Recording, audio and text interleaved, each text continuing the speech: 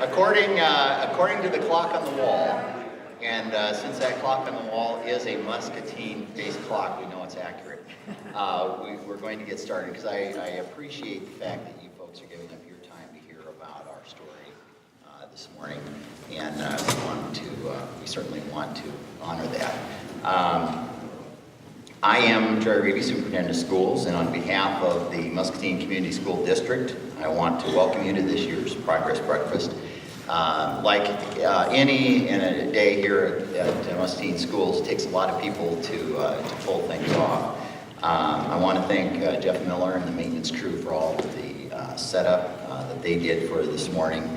I want to thank Alicia Eggers and her crew for the breakfast, and Alicia was disappointed. She said this was going to be steak and lobster this year, but we wanted to be financially sound, so we went with the apparently the donuts. And I'm trying to steer clear of donuts, but there was one back there that looked like Fruit Loops on top of a glazed donut. And I'm assuming that's part of the new healthy nutrition act. So, and that does come with 30 minutes of free treadmill time. So I want to thank Elena Boubet and Scott Comstock for all the technical support and creative support that went into today's presentation.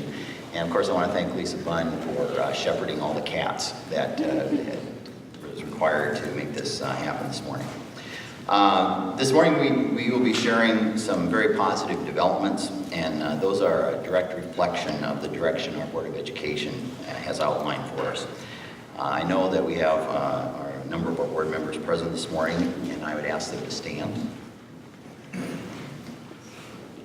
Let's see, Tammy Drawbaugh, Tim Bauer, Mary Wildermuth, John DeBeat, Aaron Finn, Nathan Mather, and our newest member, Toby McCarter. We appreciate not only the support you give all of us in the district, but the work you have provided to the community. Thank you.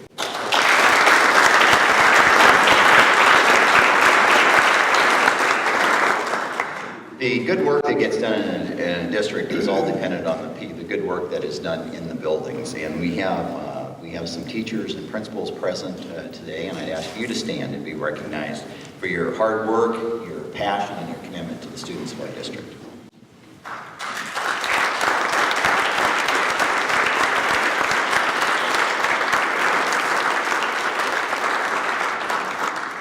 This community is very fortunate to have the quality of people serving on our board and serving in our buildings, and we can never say enough or do enough to support them. Last year, we undertook a significant self-study to determine a long-range plan for our district so that we would be the best district in the state of Iowa. We did this study in conjunction with the University of Iowa. Data was analyzed, surveys of staff, parents, of students, community members were gathered by the university and helped guide us in our new mission, vision, values, and targets. And you see on your table, you have what we refer to as our plan on a page that outline those. Our vision of every student being a success story drives us to ensure that we do have a rigorous curriculum, that we have a commitment to foster career pathways, regardless if it's a 4-year, a 2-year, whatever post-secondary training that may be required for a student to have a good job. And we are committed to develop future community leaders. We have also identified 45 key indicators, both leading and lagging indicators, to measure our progress on those 3 key targets. Now, these goals are strong, they're important and relevant goals for our school system to best serve our community. Ensuring that we utilize resources wisely, having students prepared for post-secondary options, and fostering an environment that is safe and conducive to learning is critical to our community's success. I know Muscatine is going to make great progress on this, in part because we truly believe in the community part of our name. It's not just a semantics that it's in there. We believe that we are part of the community and not apart from the community. Last year at this breakfast, we talked about the partnership with Aligned Impact Muscatine, and together we have been working on attendance issues and preparing our kids for post-secondary training. This morning, you'll see on your tables, there's copies of the AIM annual report. It'll also be linked on our website, and I believe also on the United Way's website. I encourage you to take a look at that, because this is really a unique effort for every significant group in a community to come together to address some long-range problems. And I really want to give a big shout out and thank you to Kim Warren and Shane Orr for the work that they've done in making sure that this happens. Thank you.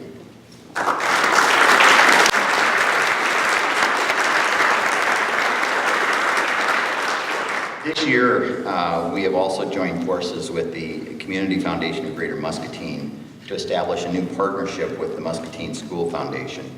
The Community Foundation will be providing the stewardship and distribution of scholarship monies. With the Community Foundation's support, the High School Guidance Counselor, the High School Guidance Department is implementing a new digital scholarship application and management system that is going to make the process much more student and family friendly and also much more efficient for us to manage those scholarships. I want to also send a big thank you to Judy Koldorf and Shelley Meharry for all that you have done to make this partnership possible. Thank you.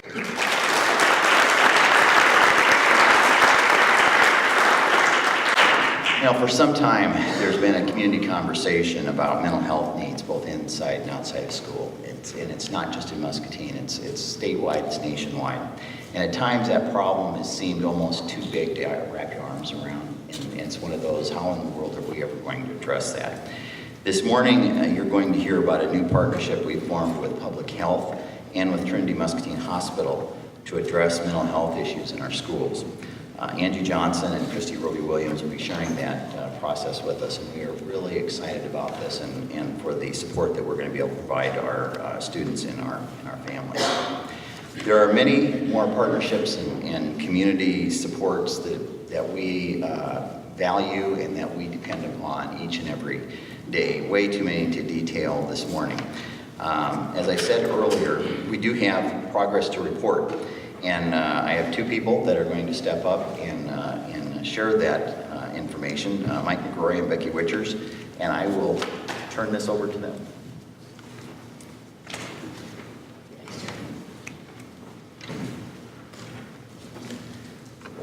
Thanks, Jerry. Well, good morning, everyone, and thank you for taking the time today to find out more about the progress of our district. Becky and I are excited to share out with the group all the exciting things going on in our district. Today you'll hear that our literacy skills at the elementary level have increased dramatically. You also hear that our 8th grade Iowa reading assessments are the highest in our history, as well as a lot more of our students are having more academic success, while at the same time taking more rigorous courses such as post-secondary enrollment option and advanced placement courses, which is leading to a lot of our students having a lot more post-secondary readiness, which we're really excited about. We really have the good fortune to share out these incredible things occurring in our district, but the real heroes are all the groups that have inspired this change, beginning with our dedicated school board, our visionary superintendent, as well as our outstanding district leadership, administrators, and also our outstanding support staff, our instructional coaches, our district advisory committee, and then of course, our amazing classroom teachers. We all know that's where the magic happens. Would you please join me in giving all those groups a nice round of applause for all their commitment to ensuring our students' success.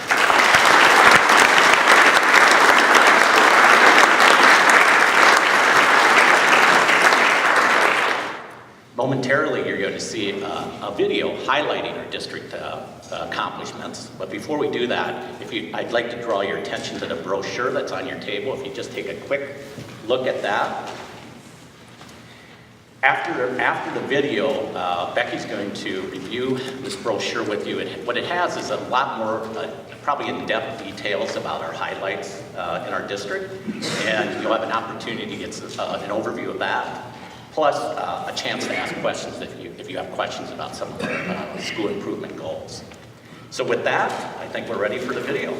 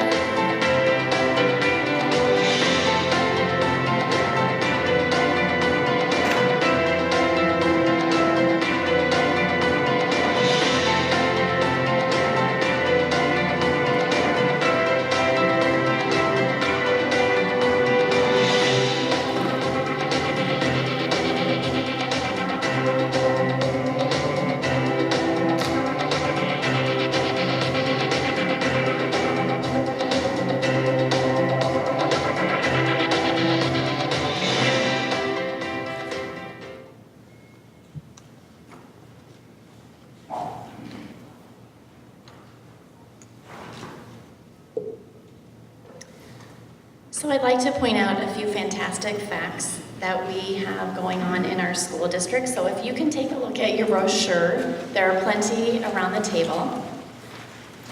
As the video walked you through some of these things, the targets, the resources, and definitely our elementary, middle, and high school updates, I'd like to point out at the bottom under resources that while all of this has been going on, we've been able to maintain small class sizes. Our elementary averages 21.2 students in each classroom. Our middle schools are at 23.5, and our high school class size is 22.4. As you can also see on the back, we have quite a few highlights that I'd like to acknowledge. 49% of our certified teachers hold a master's degree or higher. We continue with our one-on-one to have students have computer access in grades 3 through 12. MCSD provides all AP exams and 11th grade ACT testing free of charge to our students. This May, Grant Elementary was one of 343 schools in the world that was designated as a Leader in Me Lighthouse School. Our video talked about our academies that we partnered with MCC, the Culinary Arts and Manufacturing Vocational, that takes care of those. And also, we always know that relationships are key to everything. We have over 150 extracurricular activities that are offered to our students, grades kindergarten through 12th grade, and that is just amazing. We would like for you to take some of these brochures with you and share them amongst our community.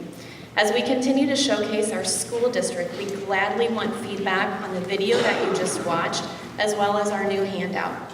Please contact Dr. Riibe, Mr. McGroy, or myself with your suggestions as we continue to positively market our school district. If you have any questions at this time, you can ask them, but we also have questions at the end of our program as well. So if you would rather save them, that is fine with me. At this time, I'd like to invite Joelle McConaughey. Joelle McConaughey is the principal at McKinley Elementary, and she's going to be sharing with you an update with our guidance counselors. So, Joelle.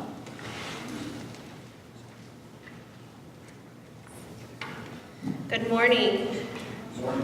It's exciting to get to share about the work that our school counselors are doing in the Muscatine School District with all of our students.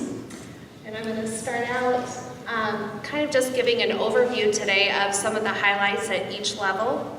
So our district has made a commitment to increase the number of counselors at each of our levels in our schools. At the elementary level, we've increased our counselor from 3.5 positions to 5.5 positions.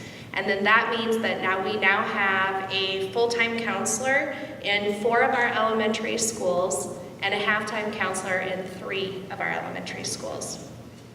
The middle school counselor ratio stayed the same, and then we also increased our high school counselor ratio. We added 2 more positions.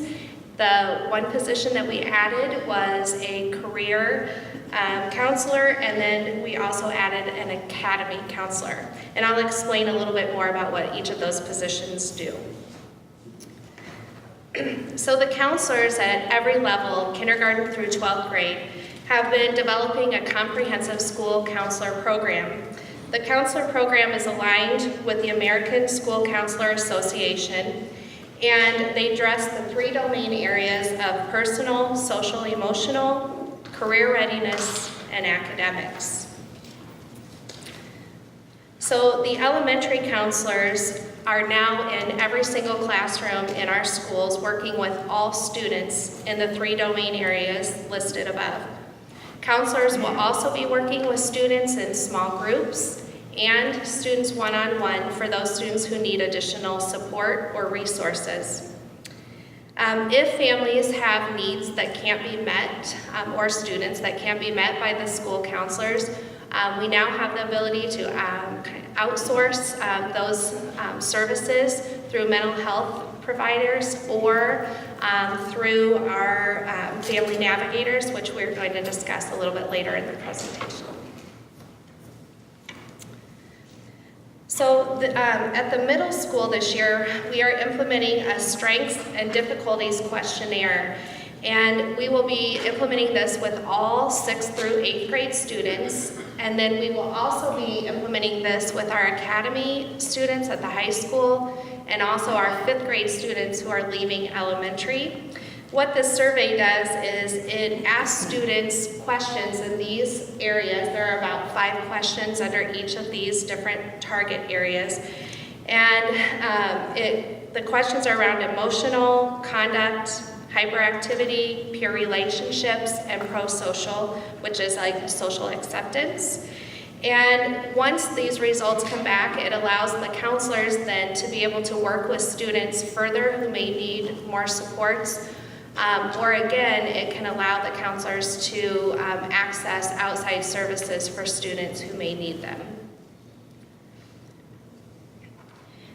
The high school counselor will be focusing on college career, the counselor role around college and career readiness, and those areas that they're targeting are FAFSA completion, career exploration, college application processes, and individual career academic plans.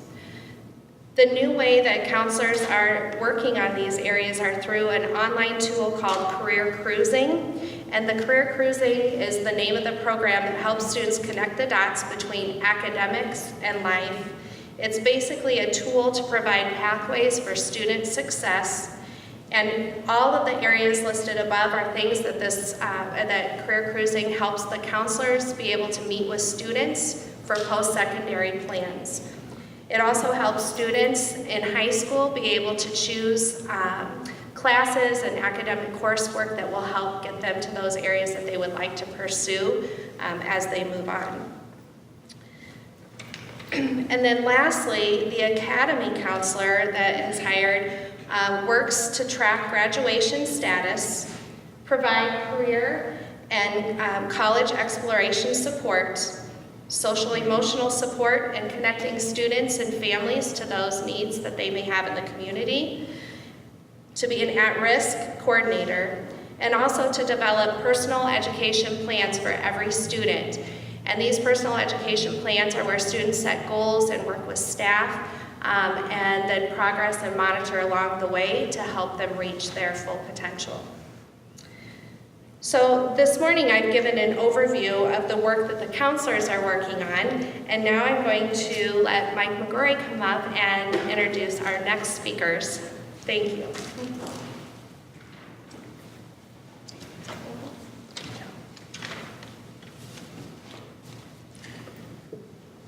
The district, as Jerry mentioned, we're excited to be collaborating with Unity Point Trinity to add 2 new mental health positions. They're going to be called resource navigator positions. In a couple minutes, you'll get more details about what the duties and responsibilities of those positions will be. But I thought first it would be helpful for you to find out kind of how we came about deciding that we needed to add these positions in our district. Last winter, we asked the University of Iowa to conduct kind of a needs assessment of our district. And really the whole purpose of that needs assessment was to try to make us a better school district. What things do we need to add to our district that will better serve the needs of our families and our students? And this survey involved teachers, community members, students, parents, and we had a lot of response from it. And really what rose to the top was the need to add more mental health supports. Parents, almost from every one of those groups, they said if we could offer as a district more supports for families and students to help deal with some of their mental health issues or connect with their mental health services, that would be a huge bonus. So when we found that out and we started to talk about how we can do this, we looked at what that looks like and what we needed to add. So we started to work with Trinity and look at how we could add 2 additional mental health services positions for this year. And we've really greatly enjoyed our collaboration with Trinity. They've been wonderful as far as helping us figure out a way that we can better meet the needs of the mental health needs of our students.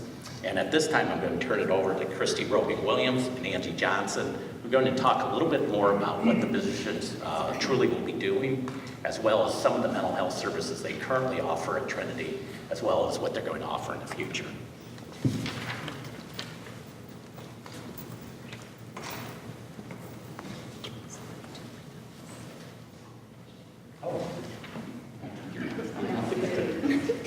Just a moment, somebody took my notes.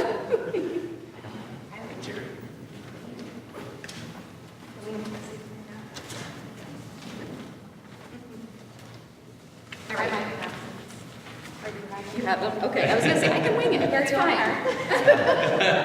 Thank you. We assumed you had memorized. I can wing it too, but I do have a few notes written down. I'm Christy Roby-Williams. I'm the Director of Public Health at Trinity Muscatine, and I am beyond honored to be a part of this journey that the school district and the commitment that they are making to our students. I have a personal investment. I have 2 children that are in the school district. They started at pre-K at a private preschool here in Muscatine and have journeyed through. I have a junior, my husband and I have a junior, and an 8th grader. And so these changes are very, very exciting to me as we take our next journeys into the post-high school pathway for our children. So, resource navigators. I'm going to share with you what resource navigators are, just kind of a brief snapshot. So Trinity Muscatine Public Health has hired and employed 2 resource navigators that will serve kindergarten through 8th grade students in partnership with the school district. And they will be housed at both middle schools, so one at Central and one at West. And we actually have both of our resource navigators here with us today. I would like to introduce Allison Thomas and Dea Lesa. If you would both please stand.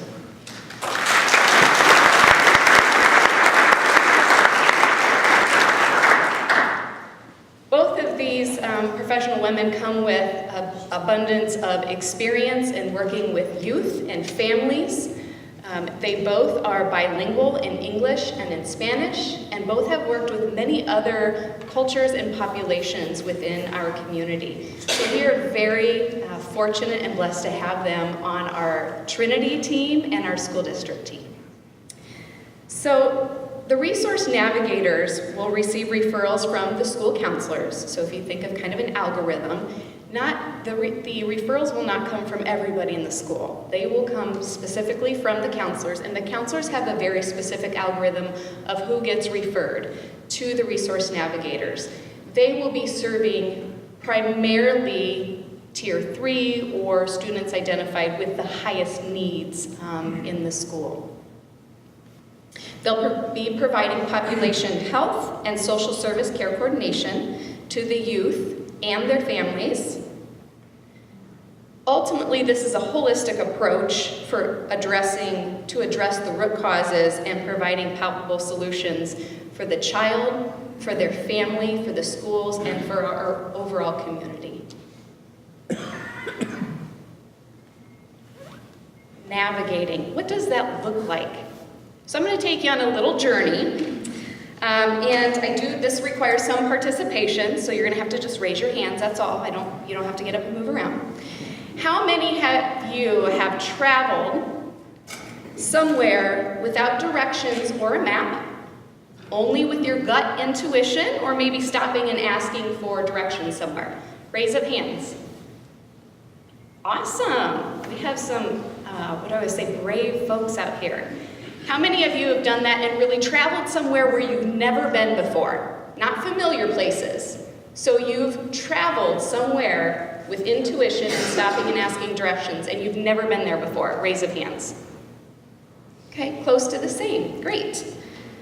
So, how many of you remember this? I'm using one of these.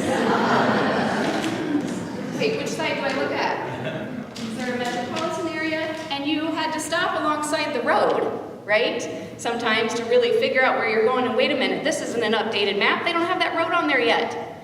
But it made it a little easier, right? A little bit better than your intuition and stopping and all the inefficiencies with stopping and having to ask for directions. The hardest part, getting it folded back up, right? And getting it back in your glove compartment. But then came, the GPS, navigation that made it even easier. But who still argued with the GPS when it first came out?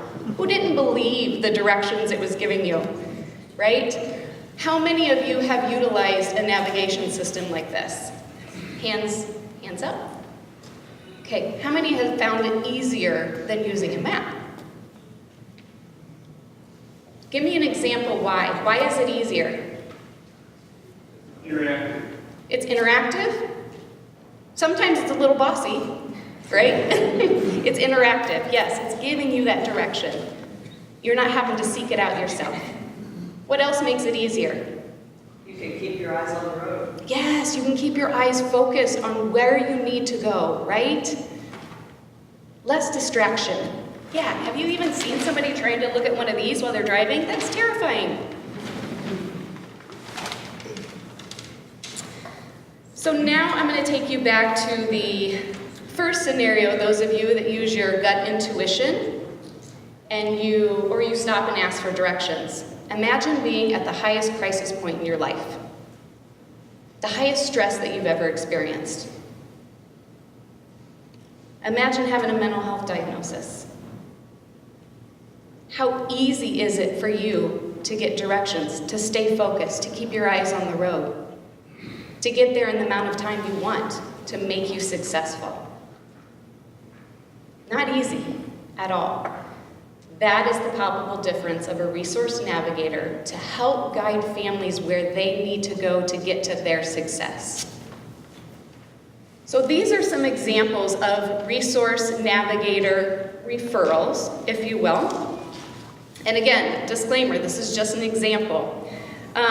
One of the things for public health that we strive to do is to ensure people have access to health care. And so one of the things that our resource navigators will always do is to assess, do families have insurance? And if they don't, both of our resource navigators will be able to sign them up for an insurance, which is fantastic, or refer them to the marketplace to a certified application counselor in the public health department. This gives them access to medical care, dental care, mental health care, psychiatric care, and so on. That is very important to the overall health and well-being of our students. Food pantry, housing assistance, families who, we know this is common in our schools, that, we're about to lose our housing. We are in crisis. We don't have the food we need to get through this weekend. We're out of our resources. The resource navigator can step in and help the family through that side by side, step by step, and so on. You can see the other opportunities there. So the day in the life of a resource navigator looks like this. Again, doesn't that look a little confusing? The referral comes from the school counselor down to the resource navigator. The resource navigator makes all of the connections with the community collaborative partners and brings that resource back to the child, and in the center is the child and family, if you insert family there as well.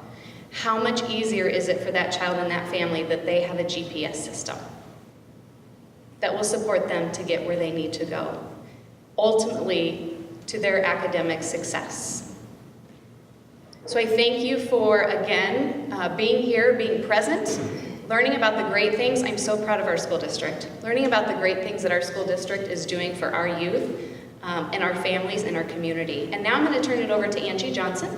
She is our Executive Director of Trinity Muscatine, and she's going to share with you about some other mental health resources and supports that Unity Point Health Trinity overall is providing.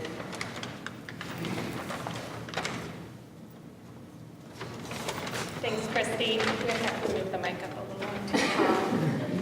more. Good morning, everyone. Thank you to Dr. Riibe and the school district for having us. This partnership warms my heart and is amazing. The proactive thinking for our community really sets us ahead of every other county in the state of Iowa. You do not see this happening. So huge shout out to Dr. Riibe there for being a great leader in the community and the hard work that's been done by the team. I wanted to just take some time to say what happens when they get to the hospital or to our outpatient services. What services are then offered to that family, that child, and provide a little bit more detail. So I'll go through this a little quick. I know we're close on time. Last place we want to see them is in an emergency room, but we do see mental health cases in the emergency room every single day. A couple years ago, we were able to implement 24/7 crisis telehealth services. That is utilized about 31 times on average per month, that we're able to connect with a psychiatrist via telehealth in our ED, then assure that that patient is able to receive the appropriate care at the right time. Many times in our ED, psychiatry services is a very large specialty that takes a lot of detail and attention. These psychiatrists then can provide that right care. Then we don't have patients going back into the streets, not getting the right care. We're really connecting them in the right place. Along with that, we have a behavioral health emergency care coordinator that's located in our ER Monday through Friday. That care coordinator works daily to provide the appropriate next place for the patient, whether that's an inpatient bed or it's an outpatient service, if they need housing, etc., so that when they leave the ER, they're connected to the right place in the community. The care coordinator also follows up with the patient 5 to 7 days or sooner if needed after they leave the ED to continue success so that we don't see them re-enter the ED if at all possible. We have a behavioral health community member that's out in the community that's providing care coordination as well. And then what I'm really excited to announce after a lot of hard work is the new regulations around involuntary transfers between Iowa and Illinois. Unfortunately, the Mississippi becomes a great divide for us here in Muscatine. And so I'll give you an example. 2 weeks ago, we had a patient that sat in our ER for 5 days that needed a mental health bed and needed placement in the state of Iowa. In those 5 days, Robert Young Center in Rock Island had a bed open, but we could not transfer that patient because currently today, the state of Illinois does not allow us to transfer that patient across the Great Mississippi. So as of January 1, The governor of Illinois and Iowa have signed legislation to allow us to do a pilot program for 2 years where we can transfer patients that are involuntary from Muscatine to Rock Island County. It's a pilot program, so we're definitely have a lot of work to do to show its effectiveness and prove that this is something that's needed throughout the entire state. So that's a huge win for the Muscatine County and our patients. Thanks to H&I Foundation and the Trinity Muscatine Foundation, we will be opening services at 1616 Cedar starting February. This is a lot of hard work by many people in this room, Jim Hayes being one of them, MP Maskew. Those outpatient services will be mental health services from psychiatric evaluations to medication evaluations, counseling, therapy, and you can see the list of providers that will now be on site located here in Muscatine to provide those mental health services. These services have been much needed for a long period of time.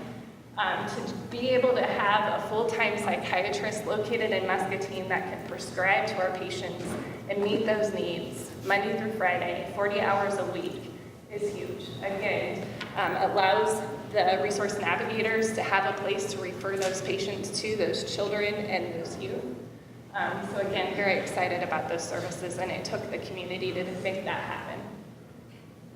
We continue to have success with our substance abuse department program through New Horizons, where we offer preventative individual and group counseling around substance abuse. We see many patients daily, and we have 5 full-time certified addiction counselors.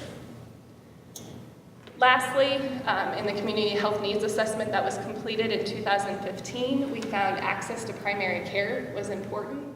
Having that one primary care provider that a child or their family can go to just to meet their daily primary care needs, connecting them is vital and important, and we did not have the access. Many times patients couldn't get in to see their primary care provider, or it was a long wait.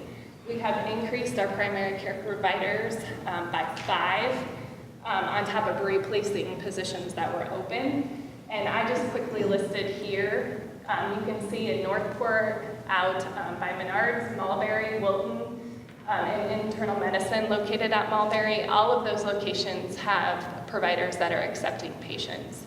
I did quickly put the new patient scheduling. We do have a hotline that if you want, instead of calling each of those locations, you can call that one number and they will hook you up with a primary care provider to get you in as soon as possible.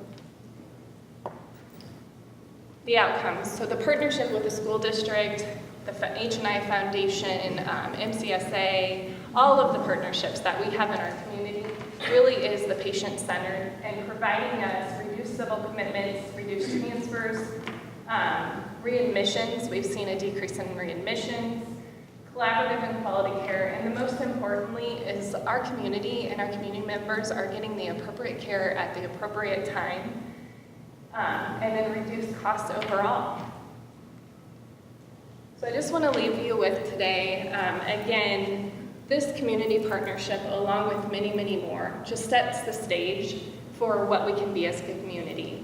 The power of the community to create health is far greater than the physician, the clinic, or the hospital. It's probably interesting you are all thinking for me to stand up here and say that as the executive director of the hospital, but it truly takes all of us to provide the best health in our community, and especially around mental health. There is not enough resources, no matter how hard we try. So to make a difference, we're gonna have to work together. And one way we can start doing that is stop the stigma of mental health illness, and I'll tell a quick story. There is, if my son breaks this bone, and he did, his elbow, first day of kindergarten, monkey bars. So I'm sure you guys hear that story frequently. I got many, many phone calls from friends, family. Had a really good friend cook us dinner when we got home from the hospital after the surgery, etc. Community really put their arms around you and gives you a great big hug. I have another child that has ADHD. Sorry. You can't talk about that. That's a secret. You don't have people putting your arms around you saying, I'm really sorry about that. You can tell I'm passionate about this. So if we stop that stigma and we say having ADHD is the same illness is breaking a bone or having asthma or having any other diabetes, any other education, and we wrap our arm around God's children every day, we'll make this happen. So thank you again. Thank you, Dr. Riibe, for the great partnership and for having us. And I apologize, but thanks for the community support as well.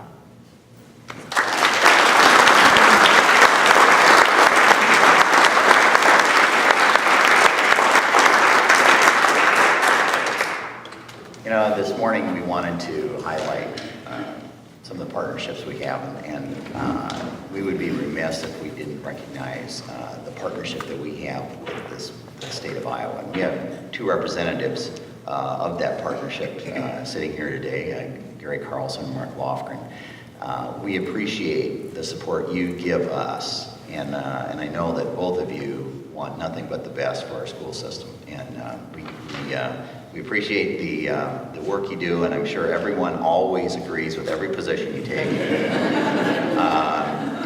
I can only imagine it's maybe just a little bit like having to make a decision about snow days. So, although I think I'd rather make that call than some funding issues, so I won't go there. You know, one of the things that I want you to be assured of is that we are working day by day to get better. We know the important part that this school system plays in the community. We know how important it is that for this community to be a continued, strong, viable part of our citizens' lives in our state, that we need to keep moving forward. We have tremendous, I'm going to tell you folks, you don't know how lucky you are to have the quality of teachers that we have in our school system, the quality of principals we have in our buildings, the quality of support staff that we have working throughout the district. We have an outstanding Board of Education that takes seriously the work of school improvement. We are going to do everything we can, but just like we've been talking about today, we cannot do it alone, nor do we want to do it alone. It takes partnerships, it takes a community effort, it takes a renewed effort to say, I am a Muskie, and I'm darn proud of it. As a matter of fact, if you aren't a Muskie, I feel badly that you aren't. Folks, when you go out there today, I hope today that you picked up 2 or 3 things that you can tell your neighbor. Do you know this is what's going on in our school system? Do you know what's going on in our community? Do you know how cool this is? Because if we don't share that message, if we can't tell that story, don't expect people outside the district to do it. We are Muscatine, and we're proud of it. We're going to keep moving forward, and together we are going to be able to say we are the best school system, we are the best community in the state of Iowa. Thank you for coming this morning. Your continued support is appreciated. Have a great day, and remember, it's great to be a Muskie.